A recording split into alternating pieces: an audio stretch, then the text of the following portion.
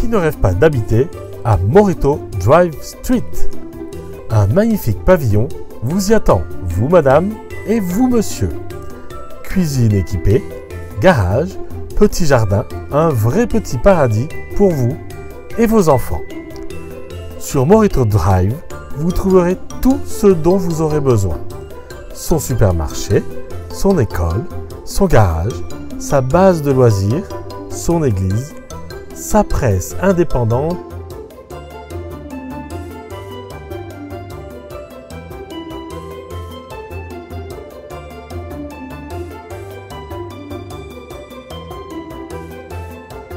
et même son petit bar, le Blueberry.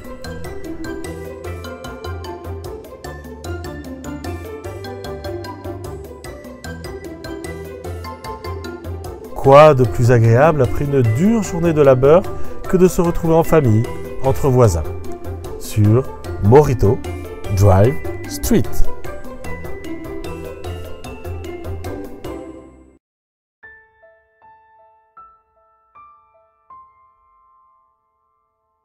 J'étais là, au Blueberry, à essayer d'envoyer Cycli sur une fausse piste. Cycli? Clicky? Enfin bref, je sais jamais. J'avais visé Maggie. Elle était stressée en ce moment, et elle avait l'air tendue. C'était facile, il me semblait que c'était une bonne piste. Puis, elle s'y connaît en cocktail. Et donc en poison.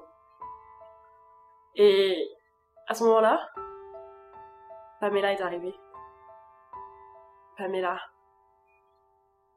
Elle était belle. Mais qu'est-ce qu'elle faisait là? Elle allait griller ma couverture, faire exploser mon masque, raviver le passé. Il fallait que je lui parle. Il fallait que je lui parle avant qu'elle parle, elle. Si elle était là, elle savait quelque chose. Elle allait le révéler au monde entier. Et à Clicky. Cycli. Enfin bref. Alors, j'étais vers elle, avec mon sourire de façade. C'est compliqué, hein. Il y a des masques avec elle. Et je voulais lui parler sur le parking. Éviter d'être avec les autres. Mais elle m'a pas écouté. Elle a commencé à s'emporter. Elle a crié.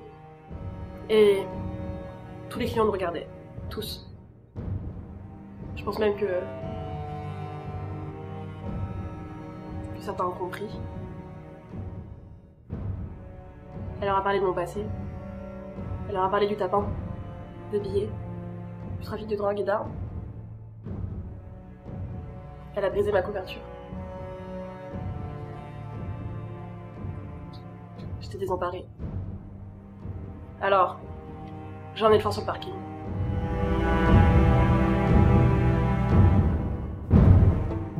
Donc comme je vous le disais, cette soirée du 1er janvier allait faire basculer mon enquête. C'était pas comme d'habitude. Alors que j'étais en train d'éclaircir certaines choses concernant mon enquête, en questionnant Jessica, puisqu'il faut savoir que même si j'affectionne beaucoup Maggie, et que je la trouve particulièrement attirante, elle fait aussi partie de ma liste de suspects. Et parce qu'elle connaît très bien l'alcool, et parce qu'elle connaissait aussi très bien la baronne.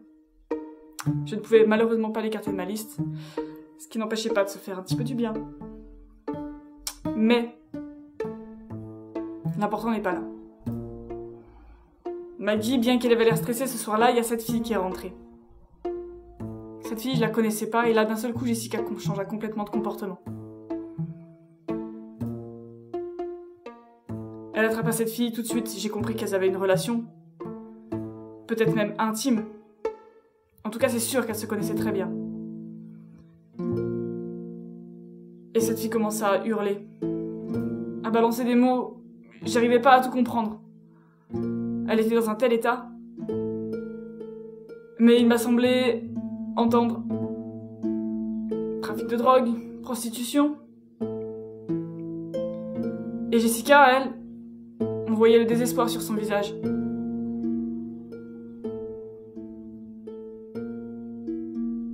Alors que mes soupçons étaient en train de s'éveiller de plus en plus envers Maggie, d'un seul coup, j'ai compris que Jessica, qui avait soi-disant sa petite vie parfaite, et je m'étais pas trompée là-dessus, était très certainement fortement liée au meurtre de la baronne. Et puis il y avait cette disparition aussi, dont on m'avait parlé, affaire jamais élucidée, de cet employé du Holy Press, disparu il y a quelque temps de ça. Cette ville était vraiment bizarre, de plus en plus. Cette journée du 1er janvier, vous allez me dire que ça pouvait pas être pire, mais je me suis vraiment trompée. Je commence avec une histoire de cadavre pour régler les problèmes avec Sam. On en avait discuté, il fallait trouver des solutions. Et puis je suis arrivée et heureusement il y avait Clicky. Elle était là, mais autant la veille c'était génial, autant là elle commençait à parler de cocktails. Elle me parlait un petit peu de mes recettes. Elle voulait connaître la recette du mojito aux myrtilles. La French touch, comme je dis. Enfin, tout le monde sait que la myrtille est l'un des fruits les plus pratiques quand on veut mettre du poison dans un verre. Indétectable le poison. Bref, elle a commencé à me poser des tas de questions, je comprenais pas. Ça a commencé à trembler. Heureusement, celle qui m'a sauvé la mise, c'était Pamela. Elle nous a créé un petit scandale. Ça a crié et là, Jessica s'est décomposée. Jessica, je l'avais engagée parce que la baronne me l'avait demandé. Bon, c'est vrai, je connaissais bien la baronne. Elle m'a quand même vachement aidée sur plein de trucs. Elle avait un peu d'argent, elle m'a un petit peu dépannée quand j'avais du mal à faire les fins de mois. Enfin, bref. Par contre, les clients parlaient aussi pas mal. Ils parlaient de Dimitri. Et là, il a fallu que je trouve une solution. J'ai écouté tout ce qui se racontait. Les gens parlaient du fait qu'il avait disparu. Alors là, ni une ni deux, j'ai pris mon téléphone et j'ai appelé Sam. Il fallait qu'elle se ramène le plus vite possible. Parce que les gens savaient. Les gens savaient.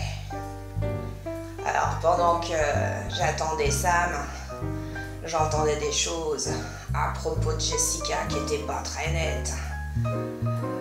Prostitution. Ah là là, si j'avais su, j'aurais pas écouté la baronne et je l'aurais pas engagée. Enfin, Sam est arrivée, elle était livide. Elle a commencé à me demander un diabolomante. Ça, c'est quand c'est du sérieux. On en a pas mal discuté. Il a fallu qu'on passe dans l'arrière-cuisine parce que sinon, Clicky aurait tout entendu. Je me rends compte qu'elle a les oreilles qui traînent un peu partout. Bon, Sam a eu l'idée du siècle en ce qui concerne le cadavre de Dimitri. Ce jour-là, ça a vraiment été une journée pourrie, mais de chez pourri, quoi. Je reçois un coup de téléphone de Maggie qui me dit de venir en urgence parce que, a priori, il y a des gens qui s'étaient aperçus de la disparition de Dimitri. Donc il fallait qu'on intervienne, il fallait qu'on fasse quelque chose, on n'avait pas le choix. Donc Maggie me dit viens, c'est urgent. J'y vais. Et là, arrivé sur le parking, j'assiste à une drôle de scène, déjà des cris entre Pamela et la serveuse du Blueberry. Je sais pas, j'ai pas écouté, j'avais d'autres choses en tête, donc j'ai pas écouté ce qu'elle disait, mais a priori, c'était quand même un débat assez animé. Et puis, dans le fond, dans le coin de mon œil, j'ai aperçu quelque chose. Ça m'a un peu Ça m'a intriguée, ça m'a vraiment perturbée. Il y avait un homme dans un uniforme militaire qui me rappelait étrangement mon père. Ça faisait des années que je l'avais pas vu, que j'avais pas entendu parler de lui et j'ai cru l'apercevoir. Ça m'a mis très très mal à l'aise. Très très mal à l'aise, à tel point que quand je suis rentrée voir Maggie, j'ai commandé un Diabolo menthe. Ça me ressemble pas. Ça m'arrive jamais de faire ça.